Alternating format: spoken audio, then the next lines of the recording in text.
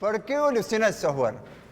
¿Por qué les parece que evoluciona el software? Debido a cambios en el ambiente, debido a cambios en las expectativas que tenía un usuario. Por todo eso que dijeron. En general, porque lo que pasa es que lo que no cambia, lo único permanente es el cambio, ¿no? Entonces, lo que no cambia muere. En cosas más difíciles de ver el cambio, como en la silla, ¿no? Una silla no es maleable. Yo no puedo decir, ahora preciso una silla más alta. ¿Sí? No funciona de esa manera. En cambio, el software sí va cambiando y como modela procesos de trabajo o modela necesidades del usuario, las necesidades van cambiando y el software tiene la capacidad para cambiar acompañando esas necesidades. Otro punto también de ver la evolución del software es, suponete, en un periodo de estos últimos 30 años, suponete, hubo un gran avance en el hardware que permitió que el software pudiera hacer cosas que antes no se podía por el tema de la limitación de hardware. Entonces, no sé si lo contás como evolución de software, pero antes se podía llegar a utilizar para ciertas cosas y hoy en día el software es capaz de realizar muchas otras cosas porque evolucionó, ya sea por razones del hardware, pero Sí, sí, sí. Estoy de acuerdo. No solo de hardware, sino de que cada vez tenemos algoritmos mejores, ¿sí? O lenguajes que se construyen a partir de otro lenguaje. Entonces, lo que pasa también es que la industria del software tiene como una investigación que hace que todo el tiempo es como la vanguardia cada vez está llevando a la industria más adelante. Que capaz que, no sé, en la industria del acero, ¿sí? Capaz que la investigación, hay investigación, pero va como un poco más como en otro nivel, ¿no? Si la investigación fuera como una curva, nosotros todavía no llegamos como a la meseta donde lo que se va encontrando, ¿no? Vamos a dibujar, un dibujo pierde un minuto, ¿eh? En la investigación siempre de un área nueva es algo así, ¿no? Donde acá descubro cosas importantes y voy descubriendo cosas importantes hasta que las cosas que voy encontrando no me cambian drásticamente la industria, ¿no? También ahí es porque están atados a lo físico, ¿no? Tipo, ¿me explico?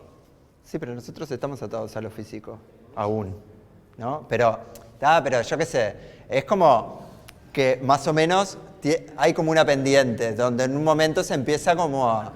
Sí, nosotros no hemos llegado aparentemente a ese lugar, ¿no? Ni el hardware tampoco, entonces seguimos como en esa, ¿no? Había como un estudio que decía que si no pasábamos a la computación cuántica, no sé cómo era el tema, o a la bio no sé cuánto, nos íbamos a estancar, pero todavía no nos estancamos. Entonces eso también ayuda a que tengamos como capacidad para cambiar todo el tiempo. Pero sí, todo lo que dijeron estaba bien. Adaptarse al entorno operativo, adaptarse al usuario, mejorar el desempeño, mejorar en funcionalidades y corrección de errores. Todo eso es evolución. ¿Sí? Algo que pasa con el software también es que, no sé si se dieron cuenta, pero cada vez exigimos más, ¿no? Exigimos más de cualquier área, porque vas al médico y le decís, no, quiero el estudio no sé cuánto, o quiero no sé qué, ¿no? Exigimos más, pero el médico se basa en la tecnología o en cosas que el conocimiento que él tiene, pero el software como nos cambia la vida, cuando nos cambia la vida en algo ya queremos algo más, ¿no? No sé si ustedes quieren, pero yo estoy esperando con ansias apoyar el celular en cualquier lugar y que se cargue, ¿no? O que, ¿no vieron que ahora cargan como, si el celular está tipo acá, te lo está cargando, ¿no? Y eso es como algo, no es del software, pero es como tecnología. A la tecnología le exigimos todo el tiempo. Sí, por eso, pero yo estoy esperando que llegue acá, tipo, zona... Claro, sí, ¿no? Y pantalla, doblar pantalla, ¿no? Ahora salieron las tablets, las computadoras que le doblás. Doblás computadora, bolsillo, ¿no? Queremos como todo eso, que es avance. Bueno, y el software acompaña todo eso. Los sistemas, bueno, pero ¿cómo es la importancia de la evolución, no? Lo que tiene es que los sistemas representan activos. No sé si alguna vez lo pensaron, pero para una empresa que compra, imaginen una empresa grande, un banco, compra un edificio, es un activo, ¿no? Es patrimonio que dice, bueno, en algún momento lo vendo y hago plata de nuevo con esto. En cambio, el software no es ese tipo de inversión, no lo pueden vender de nuevo, o en algunos casos sí, pero representa como un activo crítico en el sentido de que forma parte después de su cadena productiva, ¿no? Si saca el software, marcharon. Muchas organizaciones, ¿no? Uno va a McDonald's y si no tiene un software, Sacarían un blog que dice todos los tipos de hamburguesas, no sé cómo funcionaría, ¿no? Pasarían atrás la hoja, es como medio raro. Entonces, para mantener el valor hay que actualizar todo el tiempo el sistema, ¿no? Imaginen que cambie una ley o que ahora estoy yendo a China y en el McDonald's de allá quieren ver todas las opciones en una pantalla porque es otra cultura, entonces tengo que adaptarme a esa cultura. La mayor parte del presupuesto está dedicada al cambio y a la evolución. Está en el libro, esto es del capítulo de la sección 9.1 de Somerville. Hay como unos números ahí del 2000, son números más nuevos que los que teníamos antes, o el 2003 y 2006, algo así, que dice que el mantenimiento o la evolución del software está entre el 90 y entre el 60 y el 90% del presupuesto, ¿sí? De un proyecto o de lo que gasta una empresa en software, ¿no? Es como fuerte, ¿no? Porque estás gastando mucha plata en mantener un sistema que ya existe. En general, muchos no incluyen incluyen como el soporte del segundo nivel o el del tercero, pero no el del primero. Lo que sería apoyo funcional y eso, en general, no se incluye dentro de evolución. Bueno, y es una de las 4 principales actividades: especificación, diseño e implementación, que sería, bueno, hago la solución, validación y evolución.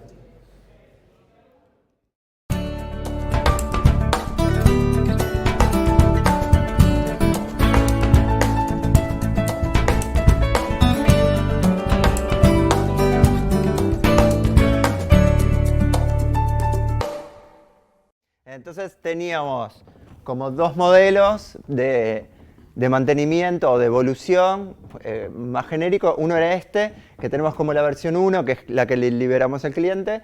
Y después tenemos como la especificación, implementación, llega un cambio y tengo la especificación. Lo implemento, lo valido con el cliente y lo pongo en producción. Y así el software se va como agrandando o modificando, ¿sí? Podría pasar que no se agrande también, ¿no? Que venga una especificación para recortar algo, entonces el software queda más chico. Y así esto hasta que llegamos a versión 2, versión 3 y se va como haciendo la espiral para afuera. Este es un modelo. Lo que pasa acá es que las iteraciones son bastante cortas.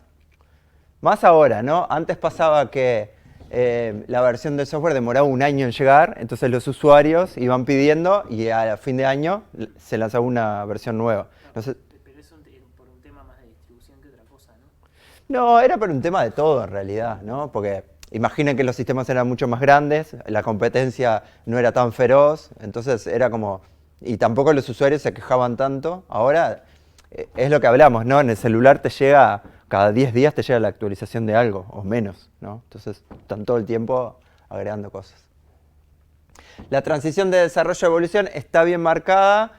Cuando está bien marcada hablamos de mantenimiento, ¿no? Es bueno, terminó el desarrollo y ahora viene operación nada más, entonces ahí hablamos de mantenimiento. Si no, es evolución porque hay nuevos desarrollos acompañados de corrección, de adaptaciones.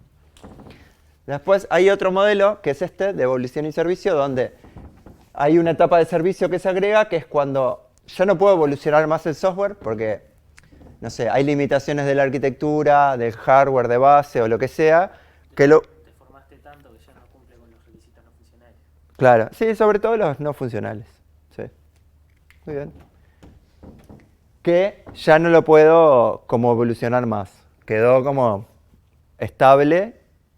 Puede ser malo o bueno, pero ya no vale la pena seguir invirtiendo en cambios sustanciales.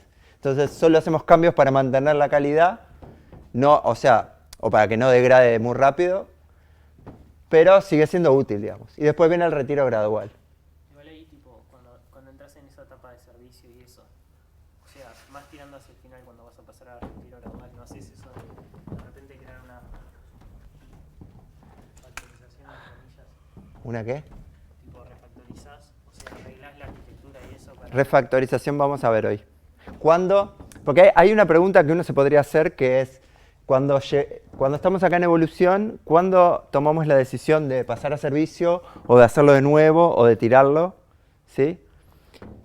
Es una buena pregunta, ¿no? Entonces, eso es lo que vamos a ver un poco más adelante. ¿Cuándo vale la pena hacer el software de nuevo? ¿Cuándo vale la pena seguir manteniéndolo? ¿Cuándo no vale la pena nada y compro algo nuevo? ¿Sí? Esas son preguntas interesantes.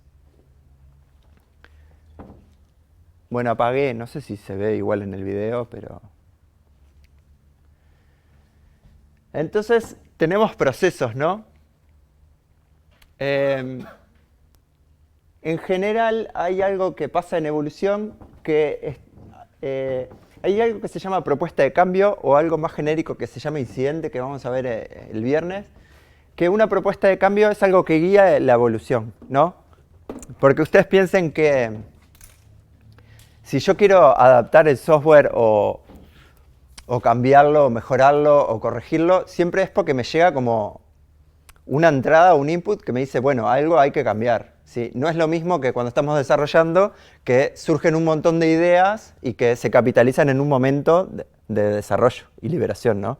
Acá pasa que tengo algo que funciona y llega como un estímulo de cambiar tal cosa, ¿sí? A eso le llamamos propuestas de cambio o solicitud de cambio. Y están dentro de un marco más grande que son incidentes que pasan en el uso. Un incidente puede ser una mala operativa, o un incidente puede ser que cambie algo, o un incidente puede ser que, no sé, hubo un apagón, ¿sí? Un incidente es algo más genérico, que vamos a ver el viernes, pero una propuesta de cambio es, hay que cambiar el software, ¿sí? Entonces, en todos los procesos de evolución, las propuestas de cambio van guiando el proceso, ¿sí? Se basan en requisitos preexistentes que no fueron realizados, ¿sí? Puede pasar que liberamos la versión del software y nos quedaron 3 pendientes. Bueno, esos 3 pendientes son como propuestas de cambiar el software después que se libera. O nuevos requisitos, o errores, o nuevas ideas, que pueden ser del equipo de desarrollo, como en este caso, o puede ser de alguien más, ¿sí? Si estamos hablando del cliente, puede ser requisitos, pero podría pasar que, no sé, vemos que la competencia tiene algo, entonces... y también lo queremos, y ahí, no sé, puede ser compartido entre el cliente y los desarrolladores, ¿no? Algo que va a haber es que para cada propuesta de cambio hay como algunas actividades que hay que hacer. Por ejemplo, no sé, identificar qué componentes se verían afectados, estimar el impacto del cambio, el costo, y ver si vale la pena. ¿Sí? El proceso en general es este. Identifico un cambio. ¿Cómo era? ¿Dónde? Puedo empezar donde quiera, ¿no? Pero está el proceso de identificar el cambio, el proceso de evolución y un nuevo sistema y propuestas. Entonces, identifico un cambio, hay un montón de propuestas, cambio del software. Sí, ahí tengo una nueva versión, después surgen nuevos cambios. Ese es el proceso genérico. Lo que pasa en la vida real es que como que se juntan varios cambios para un paquete de trabajo, por ejemplo. Sí, entonces esto cambia un poco. Y esto va cambiando a lo largo del tiempo hasta que el software se deja usar o se sustituye. ¿Sí? Me voy a sacar el buzo, voy a romper todo. Ahí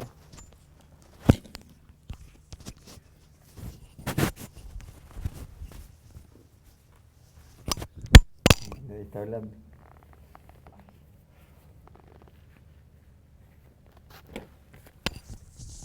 Sí, acá tenemos un proceso. Este proceso es como medio genérico, pero hay un montón de otros que son muy parecidos. Llega una petición de cambio.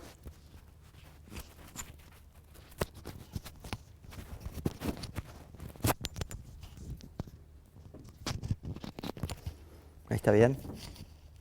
Sí.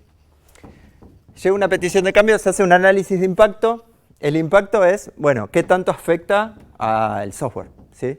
El impacto se puede ver, por ejemplo, en cuánto cambia el documento de requisitos, cuánto cambia el modelo de diseño, cuánto cambia la construcción, qué pruebas habría que hacer, ¿sí? Es de todo el proceso de desarrollo, no solo del software en sí mismo.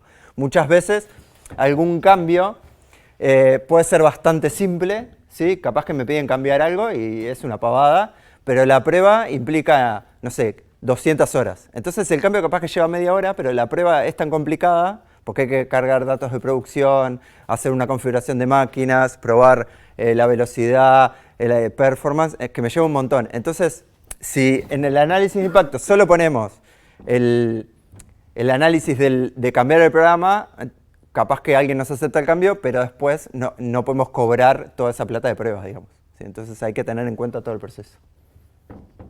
Ahí entra a la planeación de la versión, que acá, por ejemplo, se dice, bueno, a ver, de estos cambios que yo ya analicé, ¿cuáles voy a incluir en la próxima versión?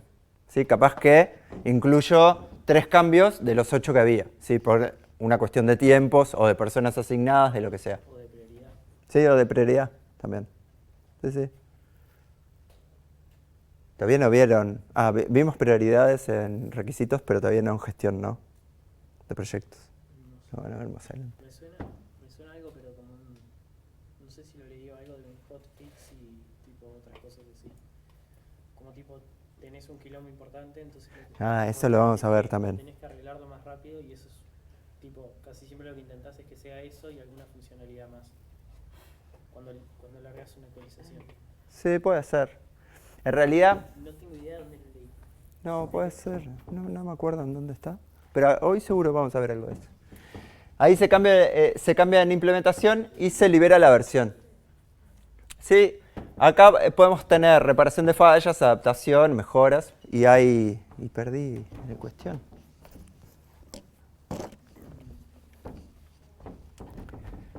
Sí, estoy desordenado hoy. Permítanmelo. Sí, acá más o menos habla un poco de eso. Sí, se ve el impacto y se ve el costo. Sí, es algo muy importante, sobre todo para el cliente, porque en general al cliente se le ocurren cambios que son geniales, pero cuando ve el costo ya no son tan geniales y capaz que alguno no lo quiere. Sí, eso es bastante común. Cuando el equipo de mantenimiento es diferente al de desarrollo, entonces hablamos de que la implementación requiere comprensión del programa, ¿sí? Hay todo un área en la ingeniería de software que trata de comprensión de programas, ¿sí? ¿Por qué? Porque, bueno, si yo lo hago, me acuerdo o entiendo cómo funciona. Pero si yo estoy mirando un programa que yo no hice, entonces requiere como un montón de consideraciones. Algo que se usa, por ejemplo, es... hay como varias estrategias para esto. Creo que después no viene, así que les comento alguna. Una es... que es bastante común, es, no sé, si nosotros nos vamos a encargar del mantenimiento de un nuevo producto, usamos la documentación que haya, ¿no? Esa es una opción. Si hay documentación, la usamos. En el caso de que no haya nada o que no nos guste, podemos agarrar y decir, bueno, el primer sprint o el primer mes o el primer año, vamos a documentar todo el sistema. No empezamos a trabajar hasta documentar todo. Eso se usa cuando los programas son medios chicos, ¿no? Cuando es un poco más grande ya no se usa. Se puede usar una que la he visto muchas veces, que corresponde a cada vez que me llega un cambio, es como si tuviera una linterna, ¿no? Cada vez que me llega un cambio, estudio esa parte del software, ¿sí? Por ejemplo, no sé, él viene y me dice, hay que cambiar algo en la facturación. Entonces, como ya tengo un requerimiento de facturación, le digo, sí, eso me va a llevar una semana. ¿Sí? Capaz que me lleva un día, pero uso esa semana para entender cómo funciona la facturación, ¿sí? Y documento esa parte. Entonces es como que con la linterna voy iluminando los lugares del software en los cuales me piden cosas. Y le incremento un cachito el costo para ir documentando o entendiendo esa parte, ¿sí? ¿Por qué? Porque si no, cada vez que vamos a hacer algo, lo comprendemos desde cero, digamos. ¿Sí? Entonces se trata de no comprender desde cero todo el tiempo. Pero bueno, eso sí hay una materia de posgrado de mantenimiento, porque es un tema como medio delicado y mucha gente viene a hacerlo. Creo que este año va a cambiar de nombre y se va a llamar Evolución, creo. ¿Viste que decías tipo que vos evaluás el impacto y el costo y de repente al cliente no le gusta? En el caso de no tener un cliente, como si fuera algo... Sí. En Ágiles se usa la figura de cliente aunque no exista. Y en general, en no ágiles también se está empezando a usar. Siempre tenés a alguien que hace como de cliente. Y esa persona, por ejemplo, no sé, si es un software contable, seguramente sea contador. Tiene que ser alguien que vele por el producto. Entonces, esa persona tiene que decir si vale la pena o no.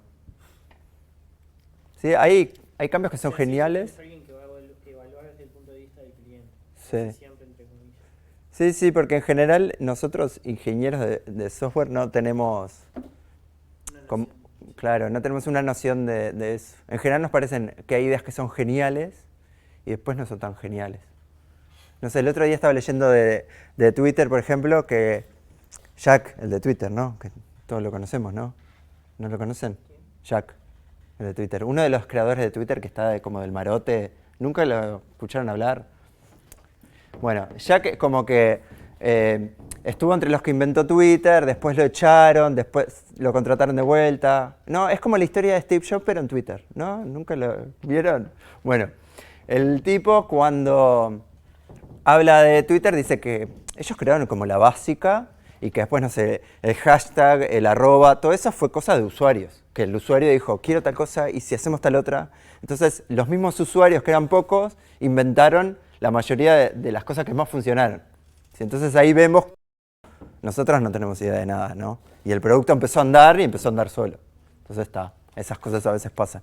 Entonces ahí el mantenimiento y el análisis de impacto también debería analizar, por ejemplo, si al usuario le gusta, ¿no? Imaginen que lo que pasó la otra vez en Instagram, que en vez de ir con el dedo para abajo, era con el dedo así, ¿no? Ahí hay un impacto que no solo está en el desarrollo y en la documentación y todo eso, sino que hay un impacto en los clientes que ya tengo, ¿no?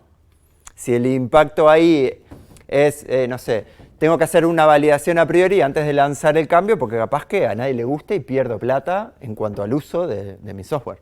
Eso también forma parte de este análisis, ¿sí? Acá mucho de eso no vemos porque no somos expertos, pero en general se puede hacer un focus group, cosas que nosotros ya vimos que se pueden usar para validar ese cambio en los clientes.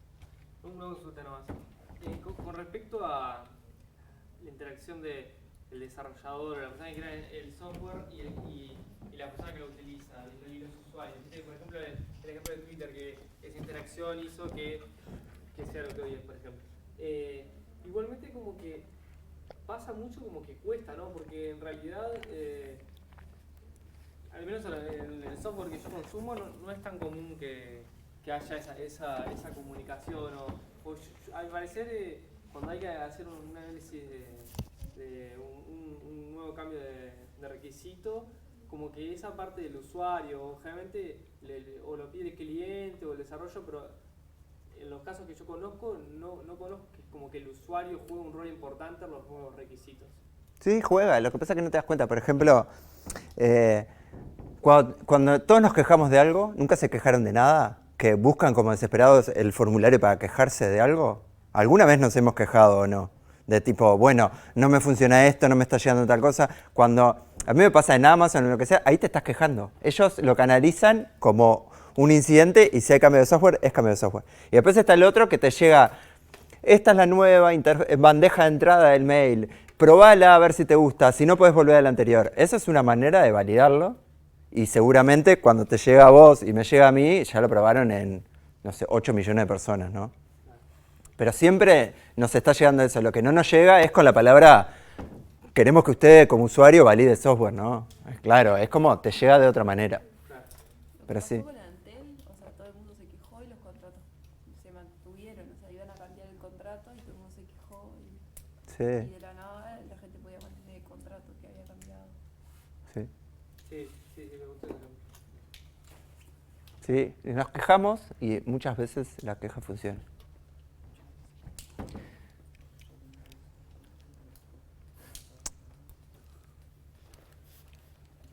Bueno, dentro de implementación de cambio, en general analizamos los requerimientos también, ¿no? Porque imaginen que nos llega un cambio y tenemos que ver si afecta a otros requerimientos. Porque algo que puede pasar es que el cambio es muy lindo, pero está cagando todo un proceso, ¿no? Entonces ahí, eso también está dentro del impacto.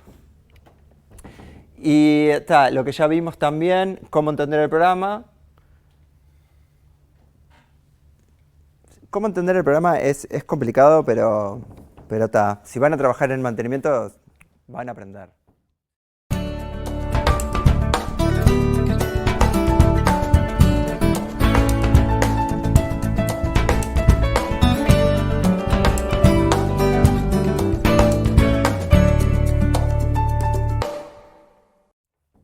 En general, los cambios urgentes no pasan por todas las etapas que podemos definir. Cualquier empresa de desarrollo tiene como un proceso de mantenimiento. ¿Por qué? Porque hay que podríamos no tener proceso de desarrollo. ¿no? Nos juntamos con él, hacemos un producto, lo lanzamos, pero después que ya se empiece a usar, tenemos que empezar a definir una manera de hacerle cambios. Porque si no, lo que puede pasar es que él haga un cambio, lo manda a producción, yo no me entere, me llame un cliente. Es como, ya tenemos gente que lo está usando. Entonces deberíamos definir o se define en la práctica como un procedimiento para hacer esas cosas. Sí, te puedes pisar, puede haber como muchos líos. Entonces siempre hay un procedimiento que en general se basa en lo anterior. Análisis de impacto, una lista de lo que va a la versión, implementación, liberación. Pero después están los cambios urgentes, que en general también tiene otro procedimiento, porque si me llama un cliente furioso, no voy a pasar por todas las etapas de análisis de impacto, planificación de la versión, pruebas de no sé qué, liberación, sino que voy a hacer un parche, un hotfix, y se lo mando, ¿sí? Eso está bien. En general, están contempladas hasta normas ISO o estándares que uno, para cambios urgentes, tiene otro procedimiento. Una pregunta, si es un reporte por un problema, por un bug, ahí no cambia ningún documento. O sea,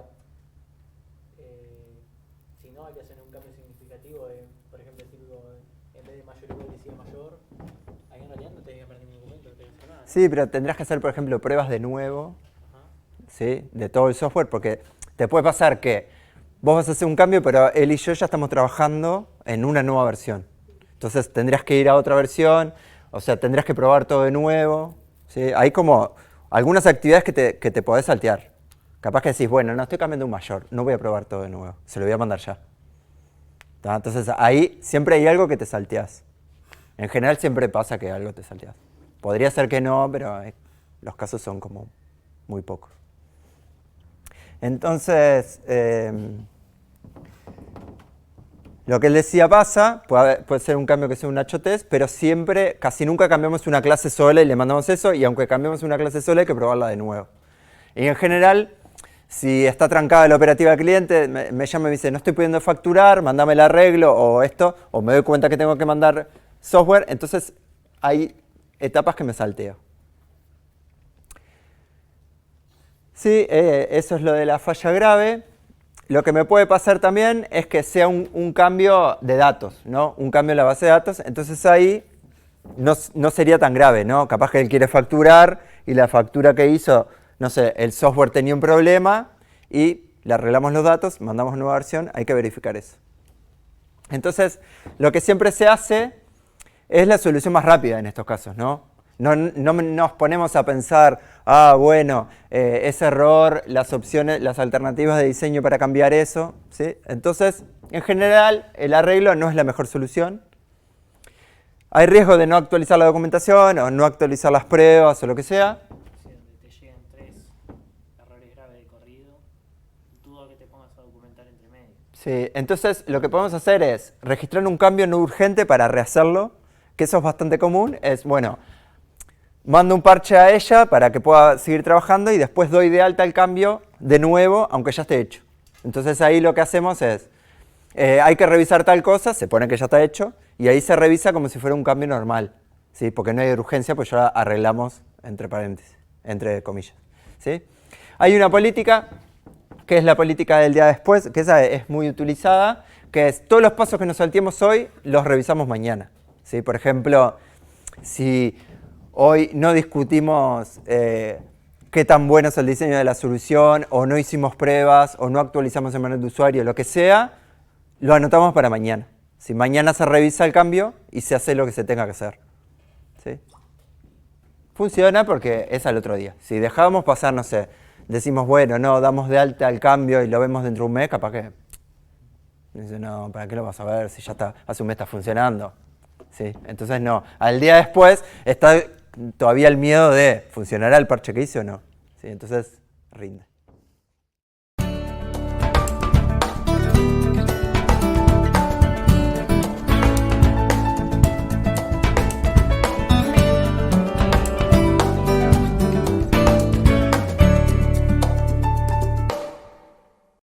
Bueno, los métodos ágiles se basan en que siempre hay cambio, entonces para ellos como la evolución es una simple continuación como del proceso, ¿no? Tengo sprint, me caen historias o tengo cosas para hacer, que sea en desarrollo o que sea en evolución no me cambia demasiado la historia, ¿sí?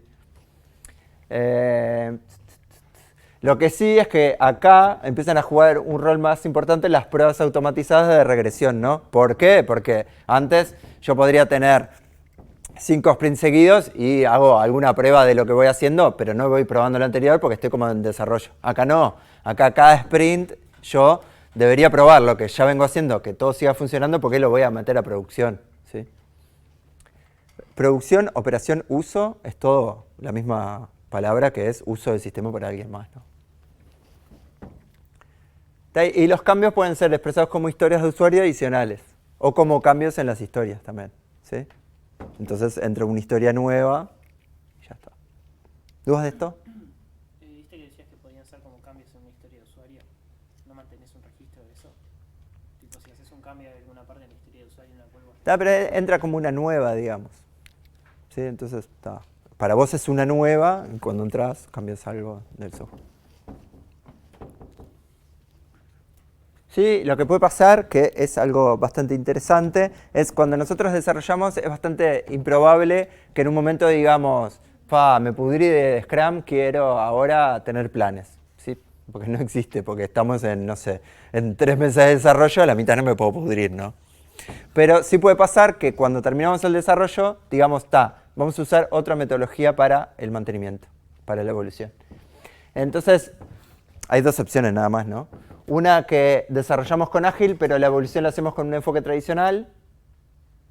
Esta es bastante común porque en mantenimiento, si trabajamos manteniendo software, en general no mantenemos un software, sino que mantenemos muchos. Entonces, tener un enfoque tradicional de planes, riesgos y todo, para mantener eso a veces funciona mejor que Ágil para cada uno. Entonces, bueno, al principio va a ser un lío, ¿no? Porque la gente que desarrolla no nos va a traer nada documentado. Capaz que alguna historia de usuario. Entonces, capaz que lo que se le puede pedir es que hagan una documentación extra o en general se hacen reuniones donde el equipo que desarrolló me cuenta cómo funciona el software y yo lo documento. Lo que sí está bueno acá es que voy a tener pruebas de regresión automatizadas, porque en Ágil sobre todo se trata de tener eso. Entonces eso le va a servir al equipo de mantenimiento. El otro caso, donde yo tenga desarrollo con enfoque tradicional y después evolución con enfoque ágil, claro, es un poco más desafiante, ¿no? Porque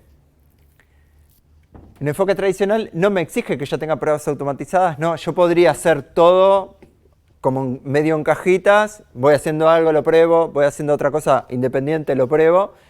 Todo funciona más o menos bien y nunca necesité pruebas de regresión automatizadas. Capaz que hice solo una vez prueba de regresión, las hice a mano. Entonces acá es más complicado porque esta gente va a esperar tener pruebas de regresión automatizadas, que no las tenemos. Y después, el código tampoco está hecho como simplificado, ¿no? Capaz que lo hicimos una vez y quedó re complicado y nunca más lo tuvimos que tocar. ¿Sí? Entonces esta es como una situación que a veces complica un poco. Sí, no tenés nada. Hay un concepto que se llama transferencia, que se nombra transferencia nomás, que en general está asociado a... justo decía transferencia, no me acordaba. Que está asociado al pasaje de desarrollo a mantenimiento, o de mantenimiento a mantenimiento por distintos equipos. Algo que pasa en general es que cuando una empresa, por ejemplo, yo he visto en empresas públicas que están pagando el mantenimiento, no sé, él tiene una empresa... Tengo un software y que se lo compré a él y él me hace el mantenimiento. En un momento a él se le ocurre cobrarme cualquier cosa o el servicio es muy malo, entonces hago una licitación y el mantenimiento me lo va a hacer alguien más. ¿Sí? Ahí es parecido a este escenario porque en realidad lo que va a pasar es que otro equipo se va a hacer cargo del mantenimiento. En esos casos, en la etapa de transferencia, hay como un diálogo entre los que desarrollaron o entre los que estaban haciendo el mantenimiento antes y los nuevos. Y en ese diálogo, yo como nuevo equipo de mantenimiento puedo pedir cosas. Puedo pedir reuniones para entender el software, puedo pedir manual de usuario. Ahí yo tengo que definir qué es lo que necesito para trabajar. Es importante tenerlo en cuenta porque muchas veces no exigimos nada y entonces no se nos da nada. ¿Sí? Yo puedo llegar a exigir, digamos. ¿Puedo hacer una consulta con respecto a esta diapositiva? Sí. El segundo punto del de abajo, o sea, el último renglón. ¿por qué no aplica de ágil a tradicional? Porque se asume que en el enfoque ágil yo como que voy pensando siempre en el cambio, entonces cuando voy cambiando voy refactorizando, simplificando el software. Cada vez que voy a tocar algo, por ejemplo, no sé, cae una historia nueva sobre algo que ya tenía, entonces lo refactorizo, lo voy haciendo de manera que siempre el software sea lo más simple posible. Bien. En tradicional no pasa eso. ¿Te acordás que dice que optan por un código legible en vez de documentación? Porque la documentación sería ese código simple de entender. Sí, está. También está el argumento que dice que cuando vos tenés un software y lo vas cambiando mucho, la simplicidad se va yendo. Entonces, está, siempre mucha cosa. Pero ese argumento es válido. Pero acá estás haciendo la transferencia de producción a mantenimiento. Te digo, sí, pero cualquier software, digo, generalmente si lo vas cambiando, a veces la simpleza se va yendo. Sí, en realidad, esta gente está como entrenada en tratar de no perder esas cosas. Y esta gente no está entrenada en eso. Entonces es un poco distinto.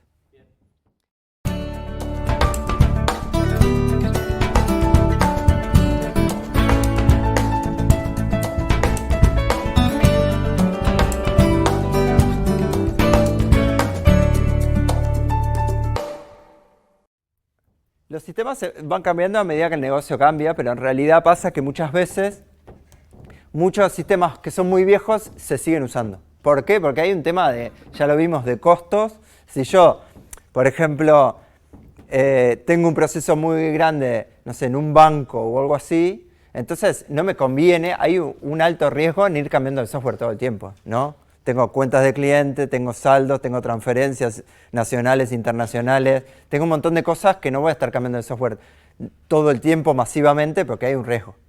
Entonces muchas veces se tiene el software mucho tiempo. Pueden que a eso se le llama legacy o sistemas heredados en español. Pueden que no sean solo sistemas, sino que abarcan hardware, software, librerías, hasta procesos de negocio, ¿no? La manera en la que trabajo es como heredada. Capaz que ahora ahí, no sé, ella puede venir y decirme, no, la manera en la que trabajás es como media vieja, podés cambiar no sé qué. Pero yo no puedo cambiar porque para cambiar necesito cambiar el software, por ejemplo. ¿Sí? Y todo, entonces no se puede. Se ha mantenido por largo tiempo, por lo que la estructura puede estar degradada y en general lo está, porque, no sé, sistemas COBOL o cosas que son muy viejas, pero se siguen manteniendo, capaz que 30, 40 años.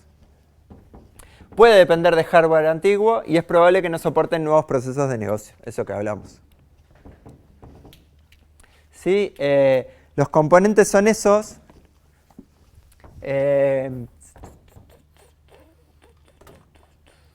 Vamos a hablar de algunos nomás como para que tengan una idea, pero esto lo pueden mirar. Estamos medio cortos de tiempo porque la competencia de la clase anterior estuvo buena, pero se nos fue un poco de tiempo. Pero entonces esto lo van a tener que leer en el libro y pueden venir con alguna pregunta. Pero cada uno de estos componentes como que especifica algunas propiedades para los sistemas legados. Por ejemplo, de sistemas legados no solo estamos hablando del software de aplicación, sino que de los datos, ¿no? Puede pasar que en 40 años los datos que tengamos seguramente sean inconsistentes, haya datos viejos. Cuando quiero buscar algo, en la muerte, ¿sí? No solo la muerte en buscar, sino los tiempos de respuesta, ¿sí? En un montón de consideraciones que hace que esto sea como una masa, ¿no? Si viene alguien y dice, no estoy encontrando por qué el saldo de la factura me da negativo, que no puede pasar. No sé, le pido a él como desarrollador y se mete en las tablas estas que son un desastre de estructura, no están normalizadas, ¿sí? Esto viene desde hace mucho y puede haber cambiado, pasado por muchas manos, ¿no? Después también pasa que, no sé, los procesos de negocio o las reglas están como embebidas en el software. Capaz que le decimos a alguien, a mí me ha pasado en la vida real y yo no lo podía creer, de decir, bueno, ¿y cuál es el procedimiento en este caso? ¿Qué controles hay? No, controles, no sé, yo meto la solicitud en el programa y si no me rebota está todo bien. Entonces, tipo, ¿no sabes qué controles? No puedes pedirle a alguien que te pase una solicitud diciéndole qué controles tienen que estar bien porque no sabes, te la mandan y si no rebota funciona, ¿sí? Entonces esas cosas son como fuleras, ¿no? porque las reglas de negocio están dentro del software y nadie sabe cómo funciona. ¿Sí? Sí, yo lo he visto y no lo podía creer y tuvimos que entrar al código y decirle, mirá, lo que hace el sistema es esto. Y ahí revisaron y algunas ya no aplicaban más, por ejemplo. ¿Sí? Entonces pueden mirar cosas de estos, en particular ahí, en el libro. Bueno, el mantenimiento de estos sistemas tiene dificultades y es costoso. ¿Sí? Bueno, el primero que podemos pensar es falta de habilidades o conocimientos de viejas tecnologías, ¿no? Por ejemplo, si les digo, no, esto está desarrollado en, no sé, en COBOL o Fortran, un lenguaje así, seguro ninguno de ustedes, ni yo, ni nadie, tenemos que salir a buscar a alguien que sepa, que seguramente si va a programar Java va a ganar 2 pesos, pero como es COBOL o Fortran y es de los pocos que sabe en Montevideo, nos va a cobrar un platal, ¿sí? Entonces, en general, para sistemas heredados se recurre a recursos externos porque en general no hay. ¿Sí? Bueno, también dificultades para entender el código porque en general todo el mundo mete mano ahí y si es un sistema que duró 30 años, imaginen que hubo gente que puso comentarios y hubo gente que no puso nada. ¿Sí? Hubo gente que puso insultos, hubo gente que se fue. En mantenimiento algo que pasa es que la rotación es más alta que en desarrollo, entonces va cambiando más rápido la gente. Bueno, y la degradación es mucho más alta que... Es la entropía, ¿no? Funcionando. El software estuvo funcionando 30 años, la entropía lo arruinó. ¿Sí? La documentación en general falta o está desactualizada. También pasa que vulnerabilidades de seguridad hay. ¿Por qué? Porque todo lo de seguridad es bastante más nuevo que ese software, por ejemplo. Tiene problemas de integración con tecnología nueva. En general también pasa que hay ausencia de soporte oficial. No solo puede pasar en el software ese, sino que puede pasar también en hardware o software de base, ¿no? Bueno, esto usa, no sé cuánto. Capaz que no hay nadie, no hay foros en internet, ¿sí? Un lío. Sí. Bueno, hardware obsoleto y costoso de mantener. Bueno, y datos, lo que hablamos. Baja calidad de los datos o duplicación. ¿Sí? Por eso es costoso de mantener.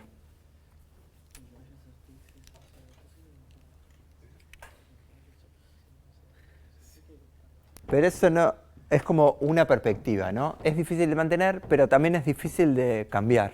¿Por qué? Porque acá empieza a haber una cuestión de riesgos, ¿no? Lo que hablamos es, bueno, tengo un software viejo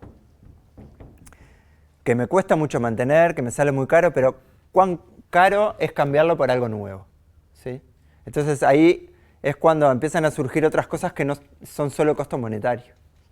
Está bien pensar que los sistemas heredados son sistemas también bastante específicos y por lo tanto son un poco más complejos.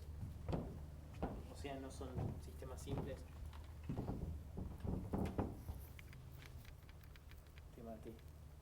Estoy pensando. Podrían ser bastante específicos o podrían ser muy grandes. Imagínate, no sé, tenés un sistema que, como SAP, que cubre todos los procesos de negocio de una organización, de facturación, recursos humanos, todo, que capaz que es genérico, pero vos ya lo adaptaste y lo estás usando, no sé, tenés sucursales en todo el mundo, entonces lo estás usando 24/7, está adaptado y configurado para vos, entonces cambiar eso requiere como un montón de cosas, ¿sí? Como tareas, capacitar a la gente, o sea, no solo que sea muy específico, sino que está como muy embebido en la organización. ¿Sí? Bueno, ¿por qué es riesgoso cambiar un sistema heredado? Muchas veces porque no sabemos qué es lo que hace, ¿sí? O cómo está configurado, lo que sea. Entonces, hay un riesgo ahí, ¿no? Si lo tengo que cambiar completamente, hay un riesgo. Los procesos de negocio seguramente tengan que ser modificados. Bueno, esto que hablamos, ¿no? Las reglas de negocio capaz que están ahí adentro y no hay documentación. Bueno, y todo software nuevo tiene como un riesgo, ¿no? Es bueno, está todo bien, pero no es lo mismo que comprar un auto, ¿no? Yo cambio de auto y no digo, bueno, este auto frenará, porque tiene que frenar. Pero el software nuevo, por más que sea nuevo y que no sé qué, bueno, hay un montón de cosas de que Si voy a comprar un sistema de facturación, no sé si quiero comprar la última versión, ¿no? Capaz que quiero la anterior, que la tiene tal cliente, que la tiene tal otro. Son cosas que no preguntamos como clientes, pero hay clientes grandes que sí lo hacen, ¿no? Que sí verifican esas cosas. Bueno, creo que nos pasa también, ¿no? Cuando nos usamos una librería y dice el último release que salió hace 3 días, que no sé, no hay no sé qué, no hay no sé cuánto, uno duda, ¿no? Capaz que vas al anterior, que ya está estable. ¿Sí? Lo mismo pasa con sistemas grandes.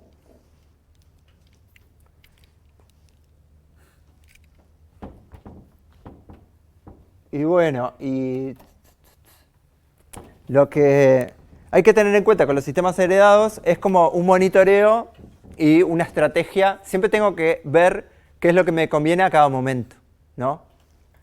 Como que no hay decisión. En ingeniería de software no hay como decisiones blancas o negras, sino lo que hay es como una gestión de riesgos. Bueno, todas las decisiones son grises, pero yo tengo que ver qué riesgos estoy como tratando en cada decisión. Entonces, tenemos como algunas opciones.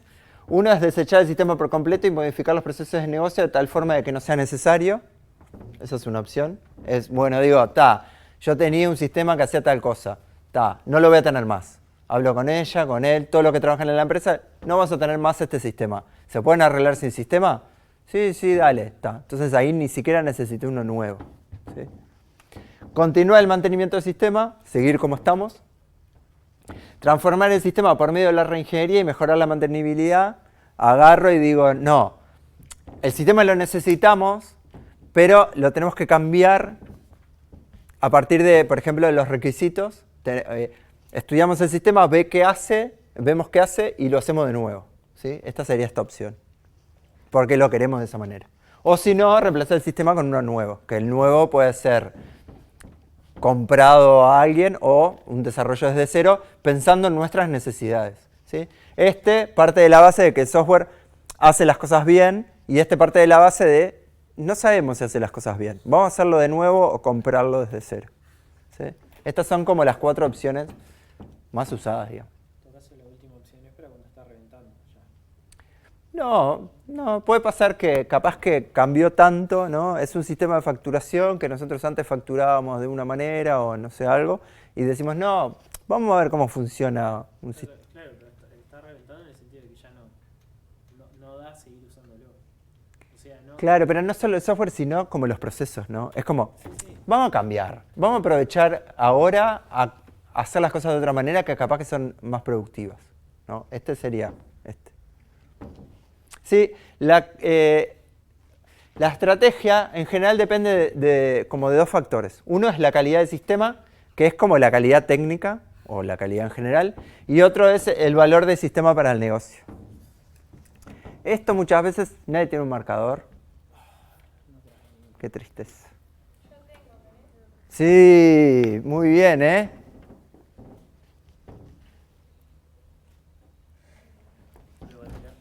No sé, pensé que me lo iba a tirar, pero no.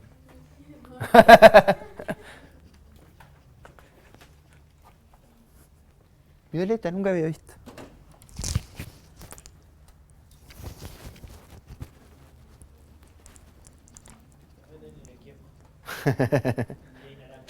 ¡Oh! Un mundo nuevo.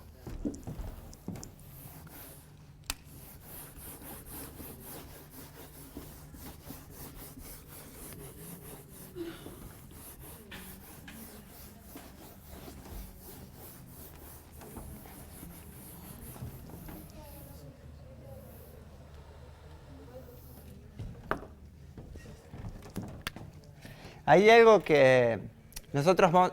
¿Vieron inventario de pruebas con Cecilia? No. Bueno. Hay algo que se llama inventario de pruebas que inventó una señora.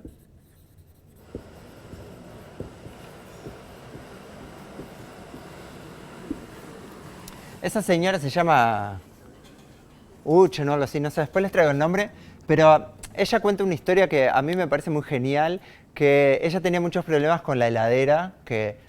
No sé, lo que nos pasa a todos, no sé, o a mí me pasa. Que es, se te ocurre tomar un yogur, vas a la heladera y justo no hay. Se te ocurre comer, no sé, algo, vas a la heladera y no hay. A ella le pasaba con las verduras. Entonces, lo que implementó fue como un cartel afuera de la heladera donde la gente podía poner qué cosas quería o qué era lo más crítico, digamos, ¿sí? Para cada uno.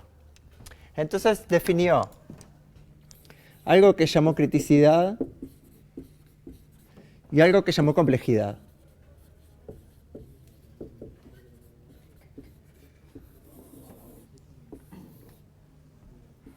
¿Sí? La criticidad está asociado al valor de negocio. Y la complejidad está asociada como a la calidad técnica en este caso. ¿Sí? Después vamos a ver bien, pero quiero que se acuerden de esas cosas.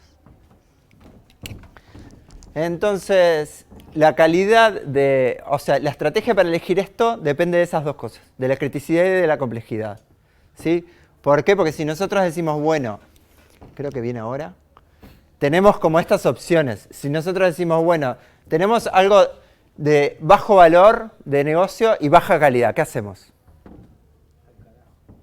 Lo tiramos, ¿sí? Porque, ¿qué pasa?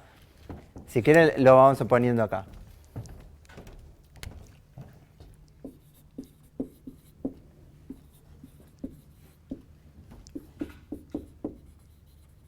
No sé si dice tirar, pero...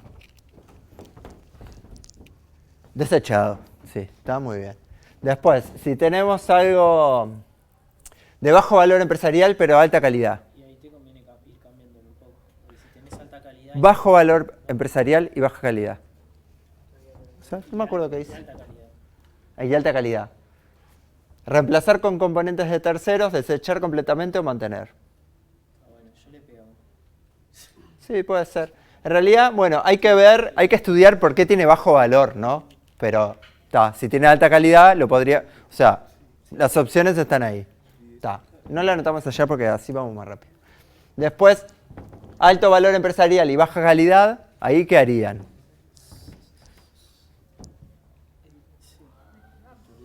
¿Cómo? Sí, 9 de 10. Dice, hacen una importante contribución al negocio, pero son caros de mantener. Reestructurar o reemplazar. ¿Sí? Entonces, vamos a anotarlo así porque así les quedan para el ejercicio. Teníamos uno alto, bajo.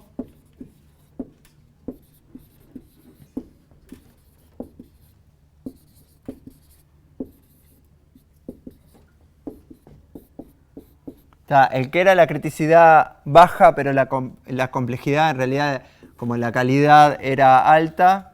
Bueno, la calidad y la complejidad son inversos, ¿no? Si es muy complejo es porque la calidad es muy baja. ¿Verdad? Me van a creer que funciona. Acá era estudiar por qué es bajo, ¿no?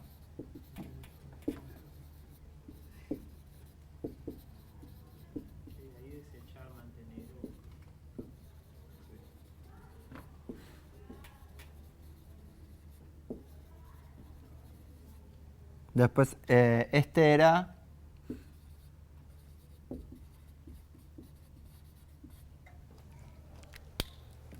Y el último, que es alto y alto, a ese no le puedo hacer nada, ¿no?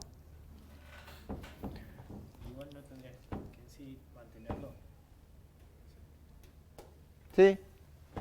Continúo con el sistema y realizar un mantenimiento. O sea, sigo en lo que estoy.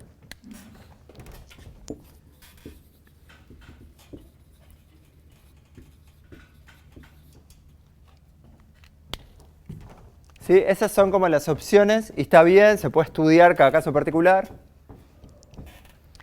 Lo que sí, claro, es muy divertido decir, bueno, estudio la calidad o el valor de negocio y estudio la parte técnica, la calidad. Pero ¿cómo lo estudiamos?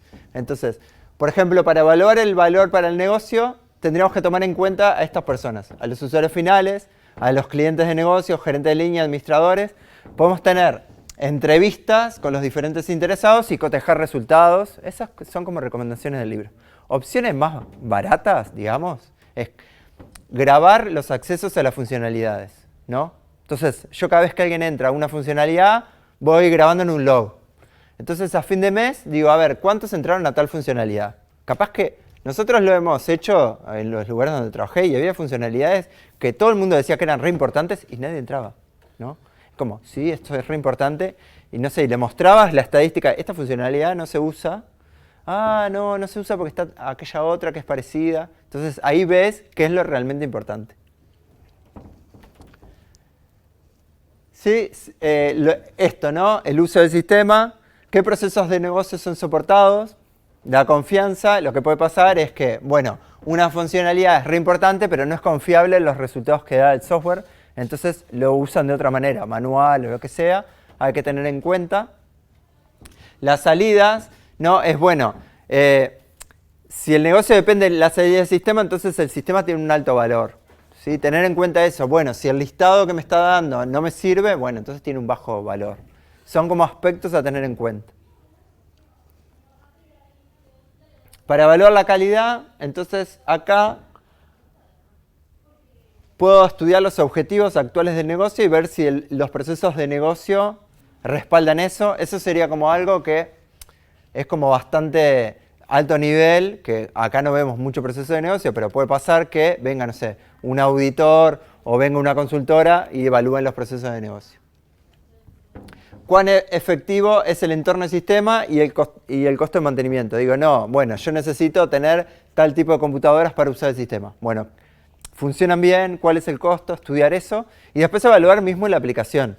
Algo que se usa mucho es la cantidad de solicitudes de cambio. Sí, es, bueno, ¿cuántos incidentes tiene este módulo o esta funcionalidad? ¿Sí? Entonces, para esto es lo que a veces se usa el inventario de pruebas de esta mujer. Acá se ponen las funcionalidades. En la práctica es una pavada porque lo que hacemos es una planilla Excel nada más.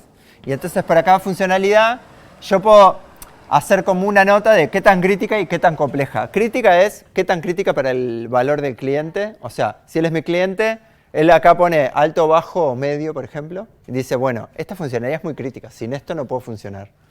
Y en complejidad es como lo opuesto a la calidad. ¿Sí? Si es muy compleja, significa de que internamente en el software es muy complejo. ¿Sí? O no lo entiendo, o es muy complicado. Cada vez que tengo que tocar algo ahí, me quiero volver loco, eso es complejidad alta. Si complejidad baja, es muy simple. Y después, lo que se puede usar es más columnas acá, donde puedo poner cantidad de incidentes y accesos.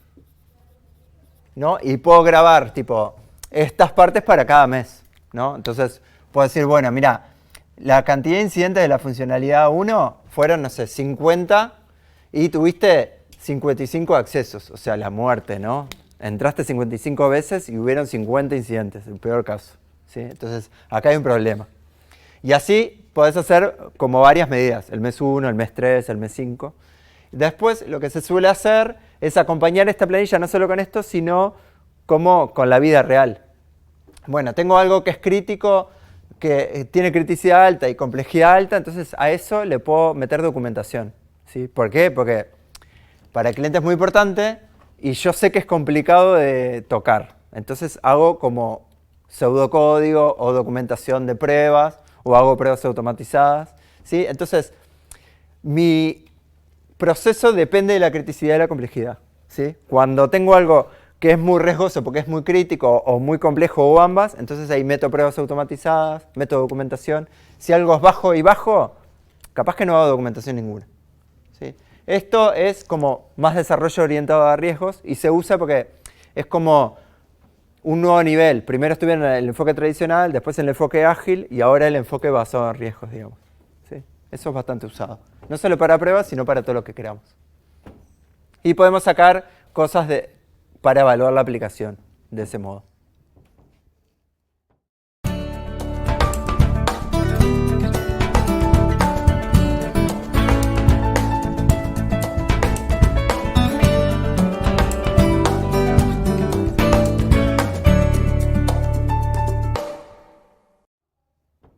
Mantenimiento es la modificación de un programa luego de que está siendo utilizado. O sea, quiero tocar algo que está funcionando. En general hablamos de mantenimiento cuando tenemos software personalizado y cuando hablamos de software que no es personalizado hablamos de una nueva versión y a veces se toma como un desarrollo de una nueva versión. ¿sí? Pero en general se puede aplicar el mismo proceso. En general, normalmente el mantenimiento no genera grandes cambios en la arquitectura. ¿Por qué? Porque estamos hablando como de versiones intermedias. Si queremos cambiar la arquitectura, entonces ya es como una versión que no va a ser por cambios particulares, sino que va a ser, no sé, dentro de un año, ¿sí? Podría modificar componentes que existen o agregar componentes nuevos. Capaz que, bueno, en la nueva versión viene un módulo nuevo, pero no cambia totalmente el software. Tipos de mantenimiento. El libro habla de 3. Uno, y al libro no le ponen nombres, pero en la vida real se usa otra clasificación que vamos a ver en la siguiente PPT, o dentro de 2. El mantenimiento para reparar defectos o vulnerabilidades. ¿Sí? Errores es que, o no sé cómo lo vieron en pruebas, pero un defecto es algo que ocurre en producción. Él entra, pantalla azul, ¿sí? Algo no funciona. Sí, defecto era, no importa si aparece o no, ¿no? Un defecto es el que genera la falla. Sí, ahí va, está. Entonces, esto ataca a cualquiera de los dos, ¿sí? Defecto o falla. Y vulnerabilidad es algo que se puede convertir. Sí, esto es como un defecto que tuvo como una falla o un defecto que no tuvo, indetectable. El error no se ve, si vos nunca pasás por el defecto, el error nunca lo ves. Por eso. Sí, por eso. Este tipo de mantenimiento arregla cualquier defecto en el software. Se haya presentado la falla o el error o no. O se haya encontrado con una review o lo que sea. Sí.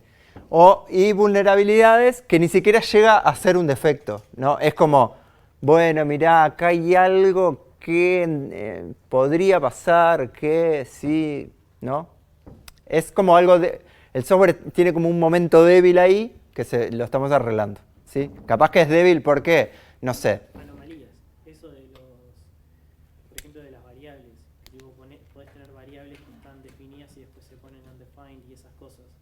Sí, ahí va, de ese estilo. O del data flow.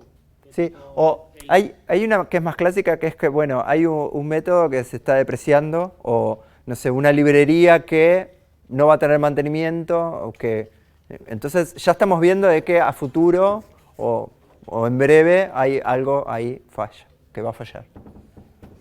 Después, el mantenimiento para adaptar el software a un entorno operativo distinto, ¿sí? Que no tiene por qué ser técnico, sino que puede ser, no sé, le hacemos mantenimiento para adaptarlo a China, que lo vamos a ir a vender, ¿sí? Ahora que Estados Unidos no va a ir, vamos a ir nosotros, ¿sí? Por ejemplo.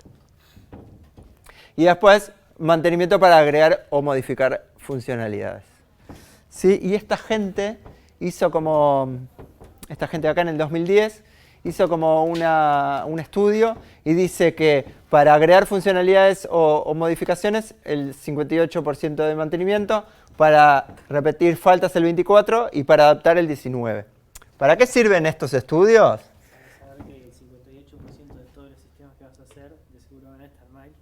No, es solo lo que sirve es como, lo tenemos como base y decimos, bueno, si estamos reparando el 24% de nuestro tiempo, estamos reparando errores, estamos dentro de la normal, digamos, ¿sí? Si estamos reparando errores el 80%, tenemos un software pésimo, ¿sí? Esto es como, nos sirve como de baseline para, ¿no? Si reparamos ponerle un 5%, estamos re bien, ¿sí? Es como para tener una idea de qué es normal y qué no. Todo el tipo ese 58 de agregar funcionalidades, está, pero de modificaciones a tus funcionalidades es como que lo hiciste, pero... Sí, por eso hay que ver el contexto. Yo no leí cuál era el contexto de ellos, pero es como una idea. Pero es tipo al año, los dos o algo así. No sé cuál es el contexto. Después hay otro que es que es Fleger. Fleger es una mujer que estudió como mucho esta parte y estudió otros, porque Liberación también, lo que vimos la otra vez era de Fleger, de entrenamiento. Y ella lo divide en 4, que estas palabras sí son usadas en la vida real. Por ejemplo, no sé, cuando uno va a una licitación pública, ve estas palabras, o cuando uno va a vender algo, a veces te preguntan, bueno, ¿y cuánto de mantenimiento correctivo tenés? ¿Sí? Entonces, mantenimiento correctivo es, bueno, reparación de fallas, que en realidad es reparación de errores, de defectos, que pueden ser fallas o no, que ella dice que algo normal sería un 21%, un 20%. Después, adaptativo, adaptarse a cambios en el entorno. Perfectivo, mejorar funcionalidades existentes. Y preventivo, que es prevenir que el desempeño se degrade. ¿Sí? Por ejemplo, no sé, hacemos cosas para que el desempeño, la performance siga siendo lo mismo, o hacemos cosas para que la seguridad se siga manteniendo. ¿Sí? Refactorización, 4% de refactorización. Sí, pero cosas interesantes son que habla de correctivo 20%, o sea, los dos modelos hablan como de que algo bien correctivo es 20%. Estos números, en general, yo voy a comprar un software que hace, no sé, 5 años que lo están vendiendo. Y pensé, mira, qué interesante. ¿Me pasas los números de en qué gastas en el mantenimiento? Entonces el otro me puede mentir, pero ya sabe que yo soy como medio instruido en el tema, ¿no? Porque él me puede pasar números y entonces yo digo, no, mira, a mí lo que me parece interesante es que tenés, no sé, un correctivo de 40, ¿qué te está pasando, no? O pasame los números estos de varias versiones que tenga, capaz tiene 2 versiones distintas, y yo puedo elegir la que tenga mejores números. ¿Sí? O le pido a varios clientes y me quedo con el cliente que tenga mejores estadísticas.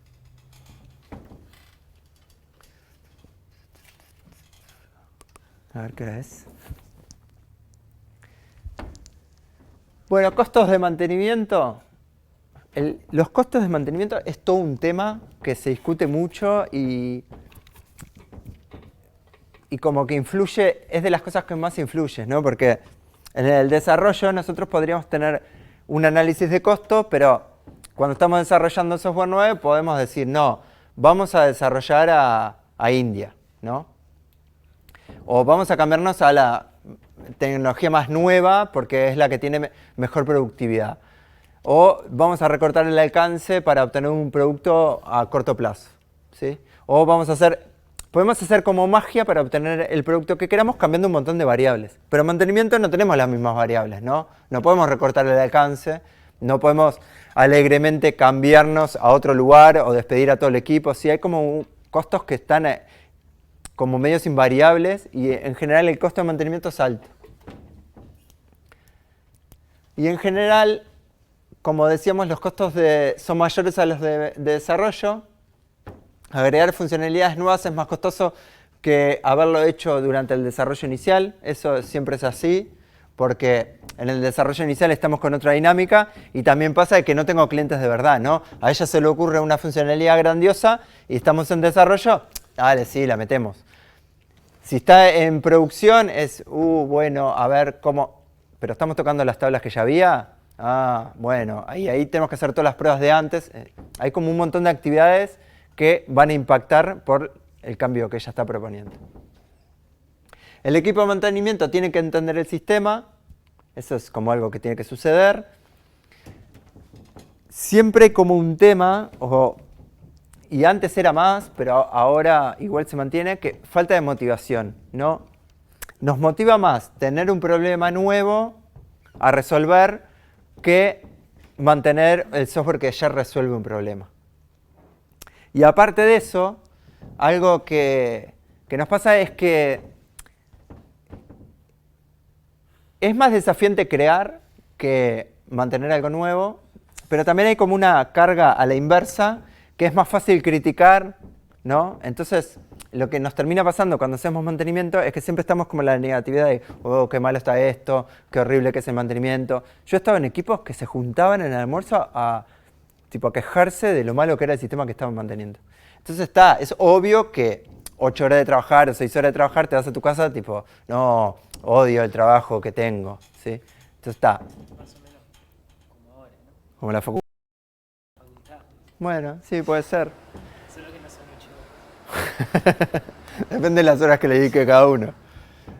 Sí, entonces acá algo que pasa es la falta de motivación. Sí, eso también hay muchos estudios así como hay muchos estudios de costo, hay muchos estudios de motivación porque están como estrechamente asociados. Y bueno, no es popular la tarea de mantener software. Bueno, y eso de que corrompe la estructura, yo no sé si estoy muy de acuerdo, pero es como, después de mucho tocar algo, ¿no? Es como que en algún momento se empieza como a deformar.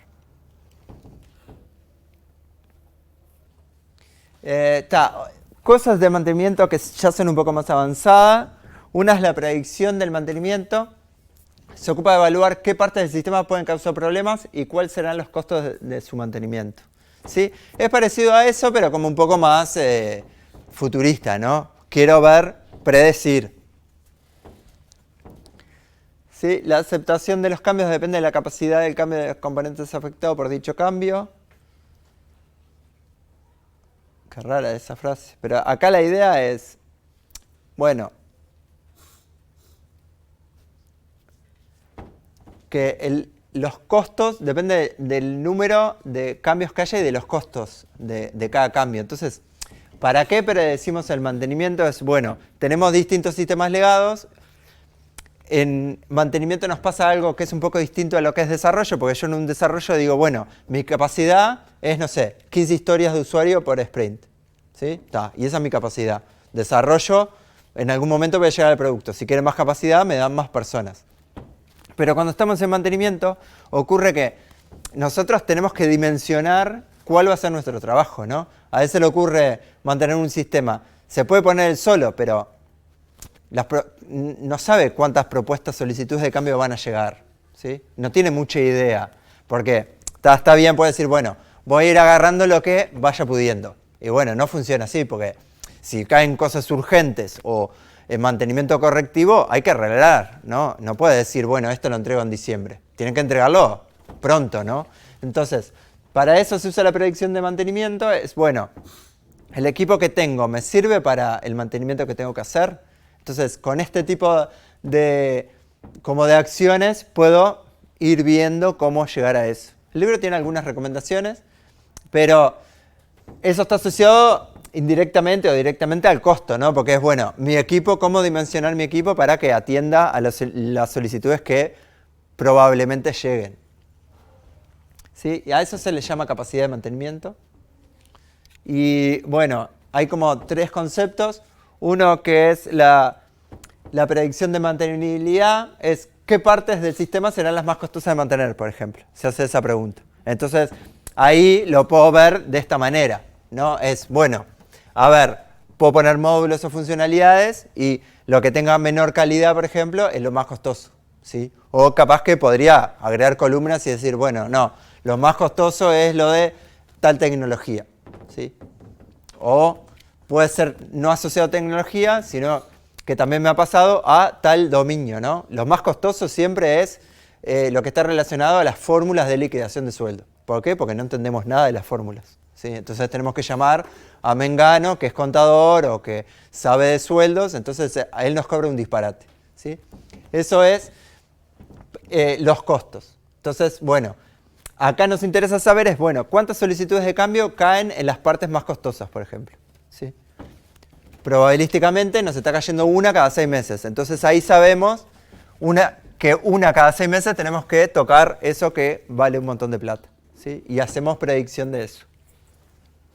Eso está asociado un poco a lo siguiente, que es la predicción de costos, ¿sí? ¿Cuáles serán los costos de mantenimiento durante la vida de este sistema?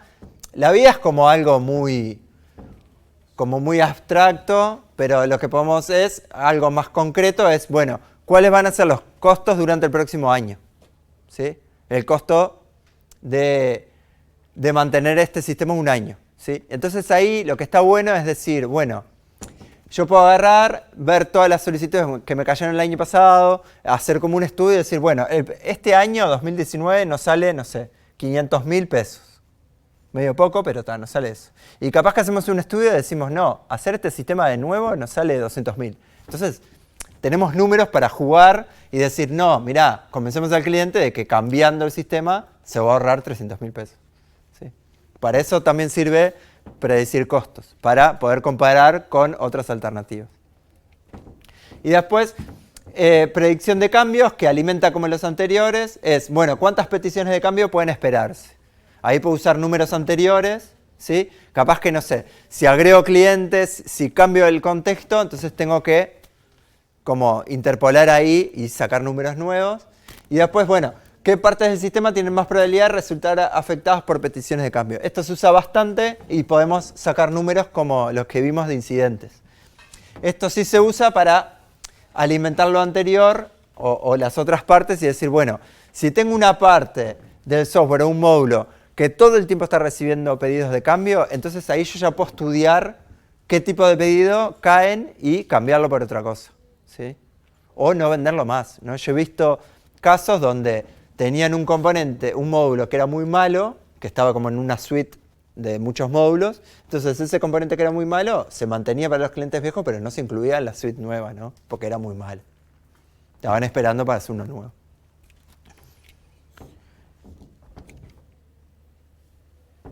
Sí, esto es lo que hablamos más o menos. ¿Se acuerdan que habían 3?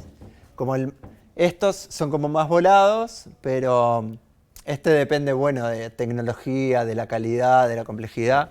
Después este se alimenta del anterior y de los cambios, pero este de predicción de cambios tiene como algunos factores que los influencian, que es como un poco interesante. Cantidad y complejidad de las interfaces del sistema o del componente o del módulo. Yo podría usar eso para saber si puede haber muchos cambios ahí, ¿no? O qué tan complejo es un cambio ahí, o costoso, ¿no? Si tengo algo que tiene muchas interfaces, entonces va a ser costoso cambiar eso.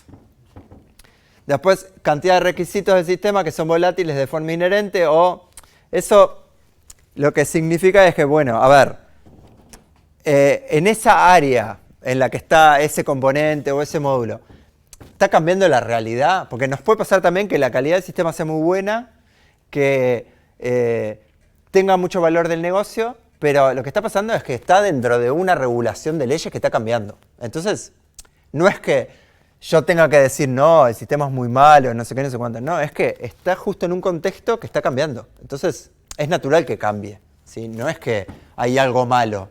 No, me la tengo que aguantar por un tiempo hasta que se estabilice esa situación.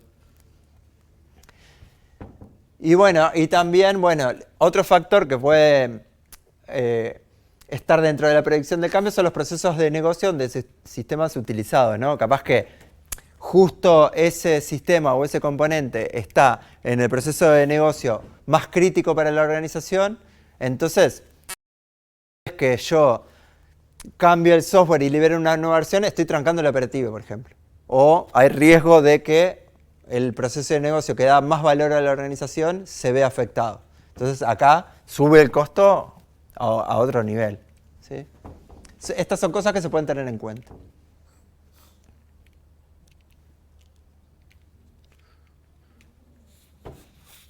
Bueno, a veces se usan métricas de complejidad.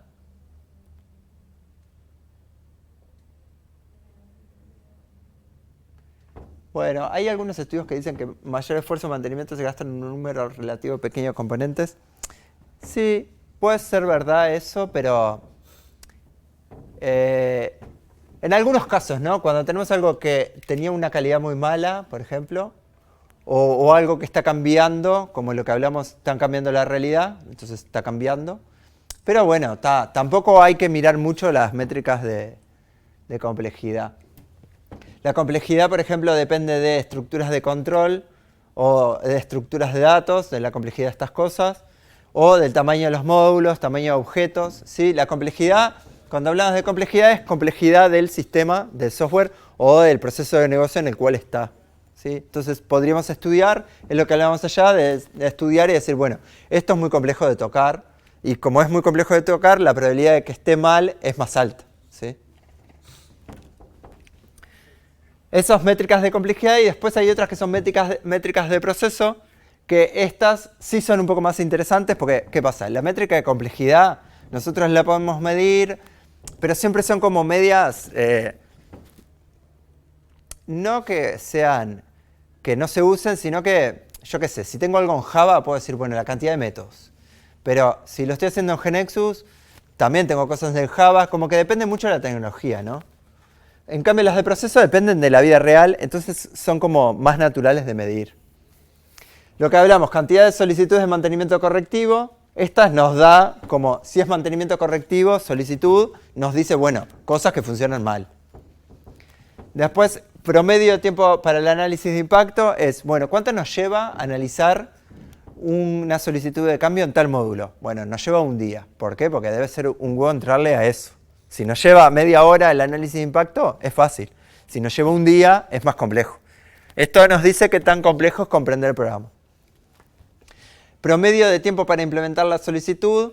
Por ejemplo, este nos dice cuánto nos lleva hacerla y probar, ¿no?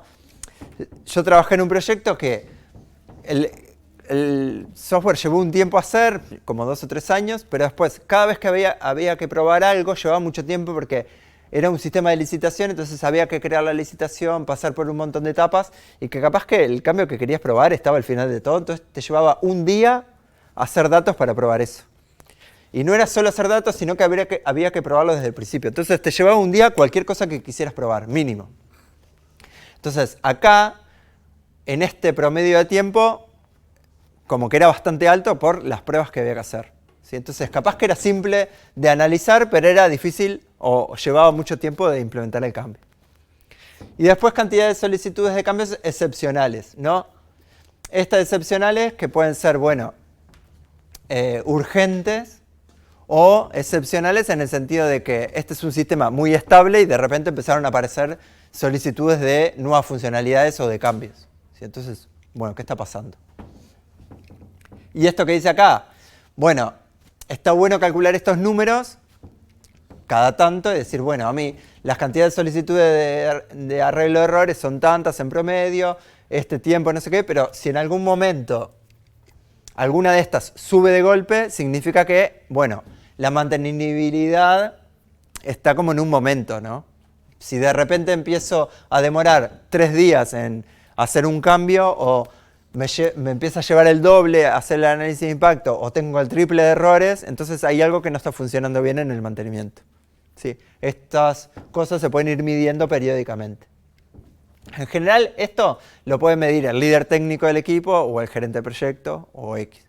Y no se miden como de que yo lo mido, sino que es como algo medio automático, ¿no?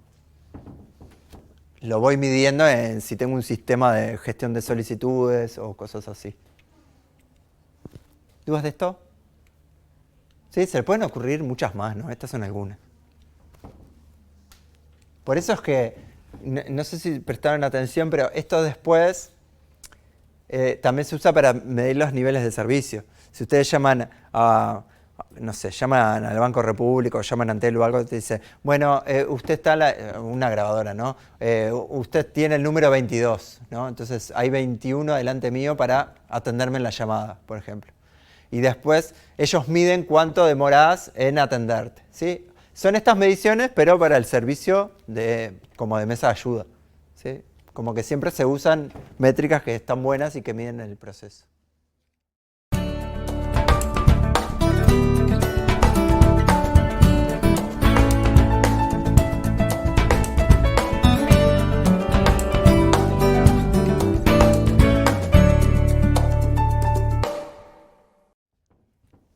La reingeniería es la reestructuración o reescritura de todo o parte de un sistema heredado sin cambiar su funcionalidad.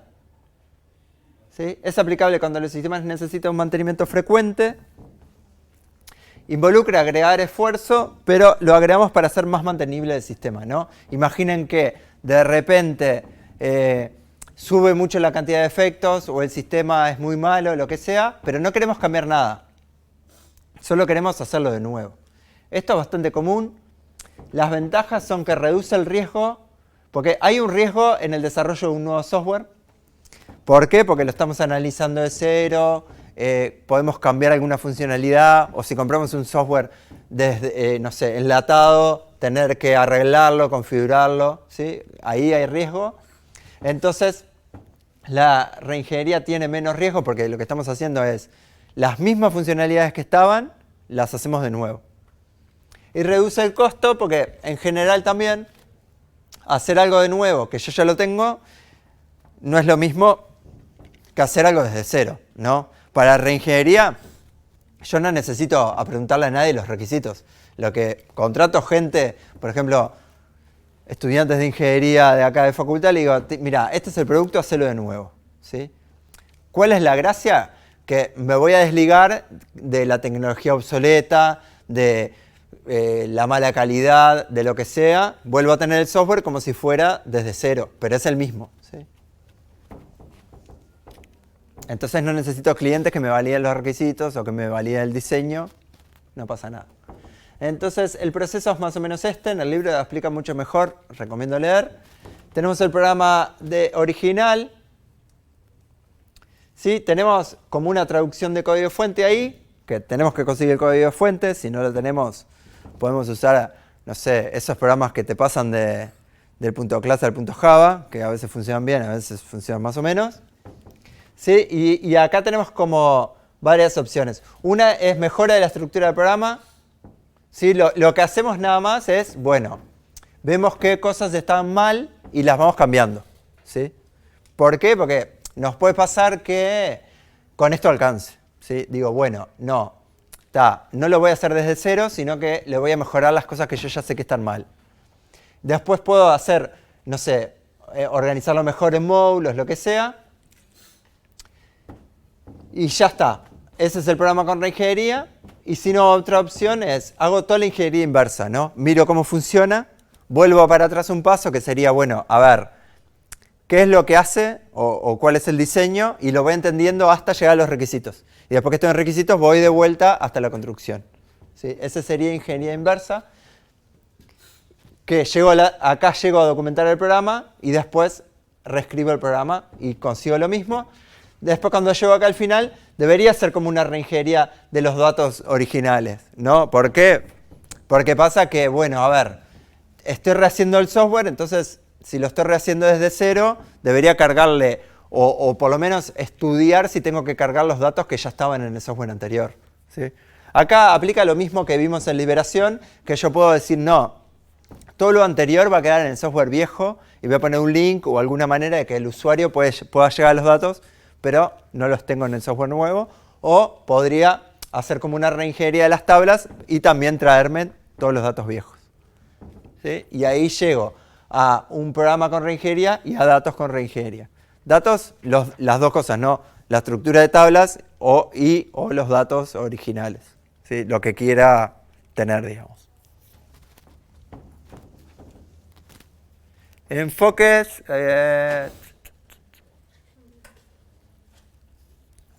Sí, esto es como opciones, ¿no? Entonces, una es, como la de más acá es, no hago nada yo, hago todo automático, que puede ser reestructuración automatizada del programa, conversión del código fuente. Esto, por ejemplo, se pueden usar herramientas tipo case. No sé, si yo estoy trabajando con GeneXus y digo, bueno, esto era re viejo COBOL y ahora lo quiero pasar a Java Web. ¿Sí? Con GeneXus entraría dentro de esto reestructuración automatizada del programa y yo ya obtengo la nueva versión. ¿Sí? Y supuestamente hace lo mismo. Claramente tengo que probarlo desde cero, ¿no? Y hay alguna otra herramienta que hace lo mismo con otros lenguajes. Y en el de más acá es, bueno, no, ni siquiera voy a mantener la arquitectura. ¿Sí? Voy a mirar qué hace el software y lo voy a cambiar completamente. ¿Sí? Y después hay como intermedios. Por ejemplo, un caso que es bastante usado es las tablas, las paso por o algún algoritmo o las paso a tercera forma normal o alguna forma normal que me guste y después trato de adaptar el programa para cumpliendo lo anterior, pero manualmente. ¿Sí? En ese caso, los datos haría una reestructuración automatizada en el sentido de que aplico un algoritmo. Puede ser a mano o no, pero después toda la parte de arquitectura la hago minuciosamente a mano, digamos. ¿Sí?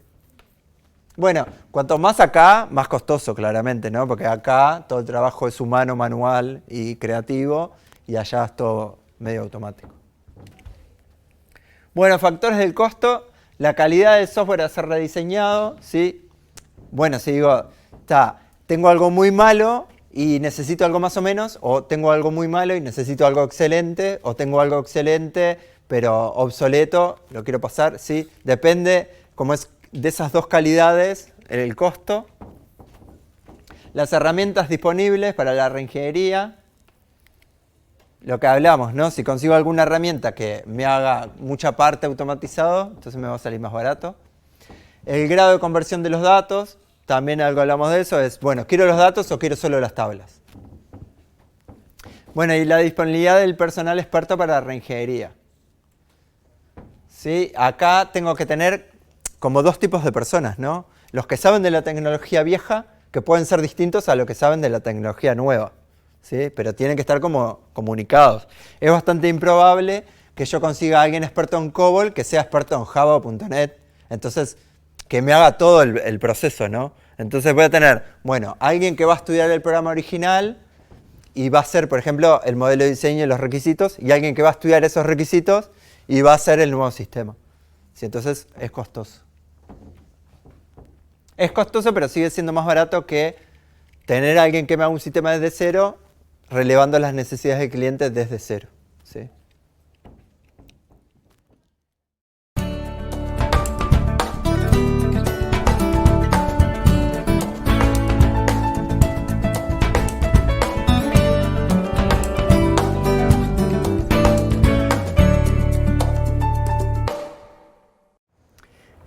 Vimos reingeniería. Reingeniería es cuando ya está el producto andando y lo queremos modificar de alguna manera, como volviendo para atrás, ¿no? Reingeniería se usa en otros productos también, ¿no? Agarro el producto final, vuelvo todo para atrás hasta el diseño de los requisitos y lo vuelvo a construir. Después existe el concepto de refactorización, que es el proceso de hacer mejoras a algo que ya está, ¿no? Acá reducimos la degradación, pero no llegamos a tener producto nuevo, digamos. ¿Sí? Como en reingeniería que tendríamos un producto nuevo. Podríamos pensar que es una especie de mantenimiento preventivo que reduce los cambios como a futuro, ¿no? Un ejemplo puede ser que tenga código duplicado, como vamos a ver después, o tenga variables con mal nombre. Entonces lo que hago es, ya está funcionando, funciona bien, pero arreglo esas cosas para evitar problemas a futuro. ¿Sí? Podemos mejorar la estructura, reducir complejidad, hacerlo más fácil de entender. Si todas estas cosas, si se fijan, mejoran un atributo de calidad. Por ejemplo, el de estructura y el de complejidad mejoran la mantenibilidad, por ejemplo, ¿sí? O la simplicidad o lo que sea. Y así todos van mejorando algo que degrada y yo lo mejoro. Cuando se refactoriza un programa no se va a agregar funcionalidades porque la idea es que estás refactorizando. Si lo estás arreglando, no es la idea agregarle cosas en ese momento. En las metodologías ágiles, como que se presupone que uno está haciendo refactorización todo el tiempo. ¿Por qué? Porque lo que está pasando ahí es que a mí me caen 5 historias, yo programo eso, después me caen 5 más, yo programo eso, después me caen 5 más, yo programo eso, y nunca sé a priori qué es lo que me va a caer después, ¿sí? A no ser que yo tenga una lista bastante extensa desde el principio, que muchas veces no pasa. Entonces lo que va pasando es que las historias nuevas hacen que lo anterior cambie. Entonces al ir cambiando y cambiando, la degradación es mucho más rápida. Entonces me puede pasar que, no sé, yo tengo una funcionalidad, hago una clase. Pero cuando llego a la quinta funcionalidad me doy cuenta que en una clase todo no puedo tener, ¿sí? Porque capaz que una estaba bien, pero ya un montón no. Entonces ahí empiezo a modularizar, ahí estoy haciendo reingeniería a partir de lo anterior, ¿sí? Y eso se hace todo el tiempo.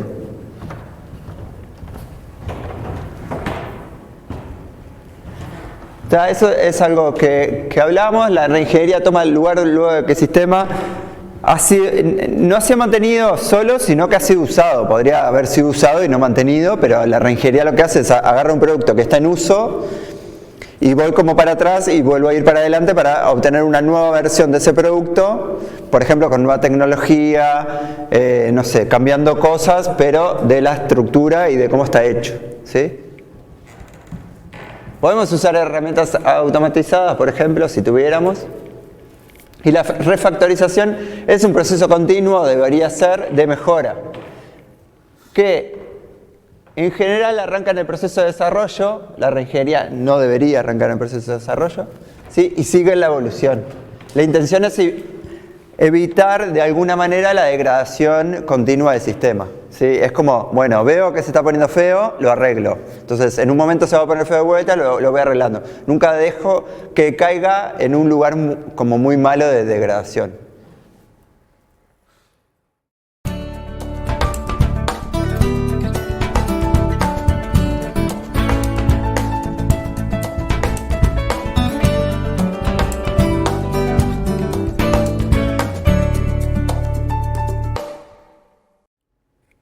Sí,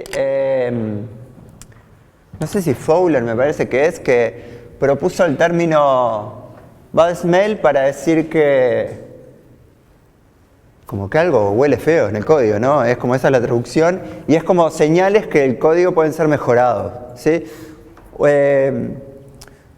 Un smell no es que significa que el código falla o algo, sino que es como ahí lo mirás y ya hay algo que como que no funciona a priori, no tiene tanta calidad como debería.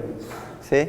Entonces, estas son buenas oportunidades para hacer la reingeniería o la refactorización, ¿no?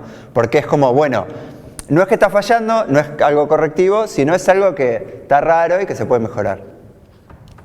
Y ejemplos son estos.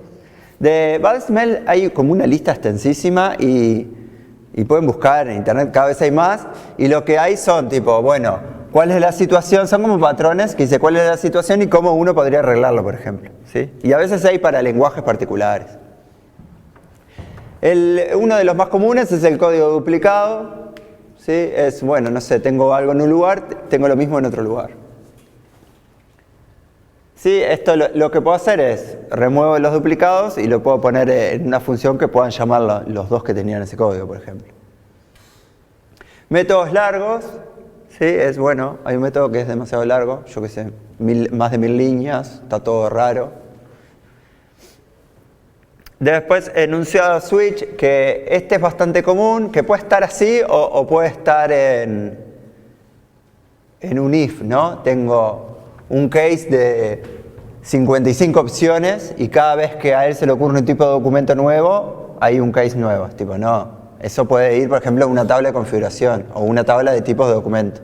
Lo mismo pasa en lenguajes más viejos, por ejemplo, en un if, ¿sí? Un if adentro de otro if, adentro de otro if. ¿Sí? Esto se puede arreglar de esa manera. O usando polimorfismo ¿lo vieron? Está. O la base de datos. Siempre pregunto si lo vieron, pero los de producción la otra vez se quejaron porque, claro, todos me dicen que sí, pero ellos son 3 y no dicen nada. Pero no están. Así que podemos hablar mal de... no están, ¿no? No. Después, aglomeración de datos. Es cuando tenemos datos que aparecen en varios lugares. ¿Sí? Que pueden ser datos de configuración o cosas así, que los puedo agrupar, por ejemplo, en un objeto o en un lugar donde esté eso configurado. Pues generalidad especulativa, que es, no sé, yo ese nombre nunca lo he visto, pero sí es como cuando alguien hace algo que le parece que va a ser generalizable, que se va a usar para pila de cosas y se termina usando para una sola, ¿sí? Y en general queda como súper complejo y capaz que nunca derivó lo que yo pensaba. ¿Sí? Eso es bastante común, creo, o por lo menos a mí me pasaba mucho. Entonces esto se puede hacer más simple. Estos son ejemplos y pueden buscar más si quieren, pero son opciones para hacer refactorización. ¿Sí? Se puede hacer una checklist y cuando mire un programa ir tildando tipo, bueno, hay código duplicado, no hay esto, y ahí voy viendo qué puedo arreglar.